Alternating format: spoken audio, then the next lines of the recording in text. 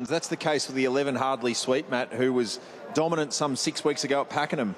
She certainly was. She was expected to do it there. She went around $1.30 favourite, and this is clearly a massive step in grade for Hardly Sweet, but she's got upside. She's had a little jump out between runs, and I don't mind coming off that gap, the 5 weeks she's had out of that Pakenham run, dropping back to the 1,400 metres today. Horse 12 is Von Trapp. Mark Newnham brings his daughter of Frankel south after returning in the light fingers. Yeah, a long way back there, 100 to 1 chance, and look, kept on okay. It wasn't a bad sort of closing sections, but she was entitled to run on given that she did no early work. But she'll need to probably settle a bit closer here, which she might be able to do. Some of her form, i.e. the run in the T rows, might be worth considering, but that was on a soft 6, of course. Quite a small, compact type of horse. She's on her toes today, very up and about. I always like to look at these interstate raiders and just see how they've coped with the travel. I saw her in the pre-parade, and she was very relaxed in the tie-ups and certainly carries good enough weight. 13 Fiasco Test resumes here. Look, she's had 3 career starts in her early prep. She won a maiden at Swan Hill and then was pretty well beaten at the Valley. Still don't know where she is, but 150 to 1, probably a fair indication of her chances. So that's a look at the field for the Group 2 Angus Armanasco for the 3-year-old filly. 6 minutes out. Clint Hutchinson, your numbers. I liked Forbidden City just at the price, and I think the map was always going to be an advantage with Argentia drawn inside and potentially needing a little bit of luck, but there's no doubt that Argentia will be hard to beat. Bonza Perla can run well. Decent Reigns had a great preparation. 10-4, 2 and 5. I'm with Argentia. I think, as Hutch alluded to, she's just going to need that little bit of luck off the inside alley, but Mark Zahra rode a Group 1 winner here at Caulfield over this track and trip a couple of weeks ago, and he is an outstanding rider. So Argentia on top. Forbidden City. Hardly Sweet, I think, is the best. Ruffy might come up a little bit too soon for her, but she's got upside. Decent range. She's extremely tough, and she'll be thereabouts. 4, 10, 11 and 5. Argentia for me today. I couldn't put her on top last time. She absolutely melted pre-race and was very up and about. She is a completely different horse, and I know that the team have always said that she was very quiet previously and that it was simply because of the crowd's last start. So they've obviously put those red earmuffs on that have settled her down, and you cannot knock this horse from the yard. Argentia favourite, but now out to $2.40. As we spoke about, $1.95 this morning, got out to $2.15, well now $2.40. I think the ceiling's probably only $2.50, $2.60. I don't think going to get any bigger than that. And it's probably based on the map perspective. Compare it to the other horse that's been really well supported, Forbidden City. $6.50 into $4.20, just about to tick over to $4 with us at Sportsbet. So it's been really well supported. Decent rain, fit horse, $7.50 into $7. And I do have to mention Yearning. The fact that it's just holding its price at $11, I think it's prepped up really well to run extremely well first up. Favourite Argentia, $2.35. I think you might get $2.50 by the time these barriers open. Sam Freedman joins us. Argentia coming off her withering finish to win the Kevin Hayes contest the Angus Armanasco second up. Sam, thank you for your time. It seems like condition-wise, and particularly from the insight we've just had from Charlotte from the mounting yard, she's handling today a lot better. Yeah, she is. She's obviously had the edge knocked out of her from her last start, and put the red earmuffs on her today. So look, last start she was very settled out the back and woke up a bit in here, but today she's been really good. You were very transparent in the lead up to the Kevin Hayes about her condition and how much improvement she was going to take. How much has come through? Yeah, look, she's certainly fitter. She's still not completely screwed down, but she's stepping out to the 1400. She should run very well. She's having some bad flashbacks to a couple of years ago when we had a couple of horses run on a leader's bias track. But look, she's going to run well. She just needs probably a little bit of luck from that inside gate. How much consideration, if any, did you give to perhaps heading north for the surround at Group 1 level? No, look, we had a good chat with John Camilleri, our owner, and we made the decision, pretty much on the Monday after the race that we were going to stay here, and felt it was just going to be a little bit rushed in preparation to do that, and I'm glad. I think we've made the right call. The draw's one thing for Mark to navigate, but with a couple of scratchings, it is a relatively smallish field for her to try and duck and weave her way through. What do you try to do to offset that, apart from perhaps her obvious talent and turn of foot? Yeah, look, we've probably left it up to him a little bit. Look, if she can hold the leaders back would be good. I'm not sure if she'll be able to do that with a few riders probably looking to find the rail, but where she's comfortable and just track up behind them, and hopefully she can let rip. Thanks, Sam. Cheers. Michael Walker, keen to get your insights. Mark Zahra, it does look a tricky draw gate one with Argentia. What sort of mindset do you go out with as a jockey, drawn an inside alley, knowing that it could be tricky? Yeah, it can be, but the thing is that Mark would have utmost confidence in her, and he knows of her ability. And one thing, Matt, about good horses, they get themselves out of tricky spots, tricky situations, and if he's three back the fence, the turn of foot that she's got, and he's sort of 3-4 lengths off them with 300 to go, and she gets out, she's a good horse, she'll still pick them up. It's just going to be a tricky ride, but I'd rather be in this spot here than Mark Zahra's spot right now, being on top of it. Hutchie has been very good support for Bittern City, now into $3.60. She's likely to roll forward. Where do you see the other speed coming from? Lavish Girl, I think, is the other one who I think Moods will be instructing Blake, get out there and lead, and he won't mind going a little bit quick early and then hoping that a couple can cross in front of Argentia, and then that is what poses a problem. There's nothing to say that Argentia can't be closer or leaders back in the run. If she jumps well, Mark Zahra is going to be more than happy to follow a horse like that in the run. So she's going to be in the spot that many might want to be. We've had 3 races down, 3 leaders win. A couple of them obviously in the market. They're going to be in a nice spot to a point, but I think that first 100 metres is critical depending on how she jumps. I thought there was enough tempo in this race to generate a good enough speed rather than a speed where they're going to go slow that wouldn't suit Argentia. I just think there's enough speed that will run along that she can hopefully get off the fence when Mark wants to.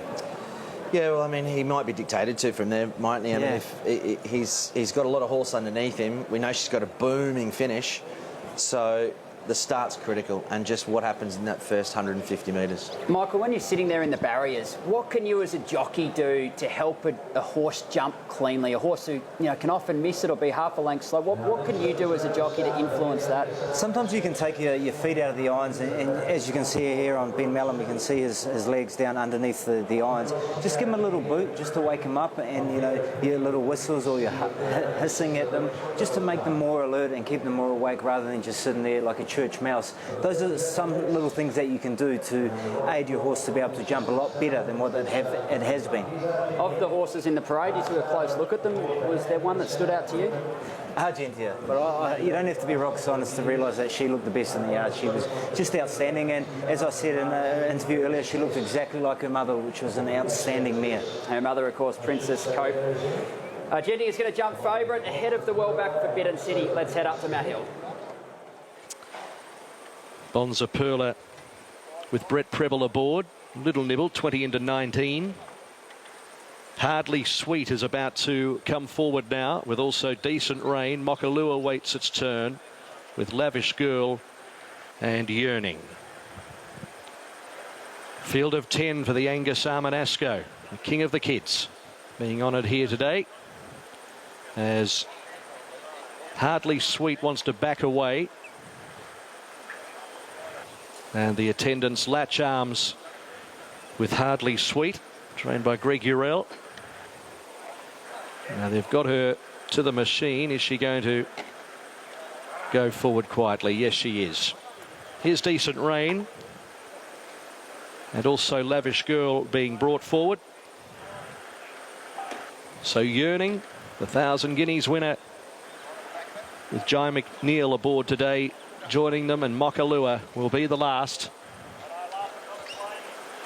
The Neds Angus Armanasco Stakes. Mokalua completes it, and they're set. Racing now. Beautiful line 2. Argentia the inside, jumped away well, is going to use her gate. Lavish Girl led her by about a neck early. Then Von Trapp, who's pushing forward further back. Forbidden City, Bonza Perla. A length and a half away. Yearning on the outside of Fiasco Tess, and then Decent Rain. 3 further back. Hardly Sweet. Mokalua is at the end. So Lavish Girl led off the back with 950 metres to go by a half length. Von Trapp. Then Argentia, who's third the inside. Forbidden City is 3 wide around those those horses. Then Bonza Perla, a length Decent Rain Yearning, the outside of the Bolter Fiasco Test from Mokalua, and Hardly Sweet has last at the 700 metres. Lavish Girl, the pilot, 3/4 of a length in front from Von Trapp second, Forbidden City deeper. Then came Argentia, who will just need some luck from there, and then came Bonza Perla. A length Decent Rain Fiasco Test from Yearning Mokalua, and two further back as Hardly Sweet as they sold it up approaching the turn. Lavish Girl in front by 3/4 of a length to Von Trapp. Then came Forbidden City, who just hung fractionally round the corner. There's a run is there for Argentia. No, she has to sit and suffer. Bonza Perla can't get a run, and Decent Rain the outer. Lavish Girl kicked for home at the 200. Argentia's out, and they were followed by Decent Rain, but Lavish Girl kicked away. 100 metres to go. Lavish Girl clear of Argentia. It's another leader. Lavish Girl won it from Argentia. Yearning up for third, then Decent Rain, Bonza Perla, Fiasco Test, Mokalua. Von Trapp next, and then Hardly Sweet, and Forbidden City has run last. So the break between runs works for Kieran Maher, Dave Eustace, and Ben Melham is back in the black type winner's circle. He salutes on Lavish Girl in the Angus Armanasco. She campaigned through the spring, running races like the Champagne, the springtime during the Melbourne Cup Carnival. Ran third here behind Lady of Honour and Decent Rain, her stablemate, in the Twilight Glow this track and trip on Zipping Classic Day. Went to Flemington pre-Christmas, had the better of Luna Cat, and then was here in the race won by Sister Vianney in early January. So excellent training performance from the Maher Eustace team, and they're very, very happy with what they've seen from their daughter of Extravagant, who gets the job done for Seymour Bloodstock and New Haven Park. Lavish Girl wins. Argentia, well, she was there. She managed to get out in time, but very challenging to make ground by the looks. Good return from Yearning as well. 6-4-1-5 in the Angus Armanasco. Yes, well done. The connections of Lavish Girl made every post a winner, and Michael, that's something we've seen a bit of today. And I think, given the run that Argentia had, we can pretty confidently say it's not easy to reel them in today. I mean, on previous form exposed to this, Argentia had her measure and couldn't make much impression on the leader, Lavish Girl. Yeah, definitely. She came out and obviously watching the race, you go, well, here she goes now, she's going to pick her up, but she couldn't. Lavish Girl just kicked and found another gear. Obviously the fence today is your best friend, which is unfortunate, but it's the way it is so far. And another amazing front-running ride, he just rated her to a nicety. That he did. I mean, it was a bit of a surprise because I thought that Forbidden City didn't jump that well. Matt might take up that role, but look, Kieran Maher, could be a big day for the Maher Eustace team, and they're on the board.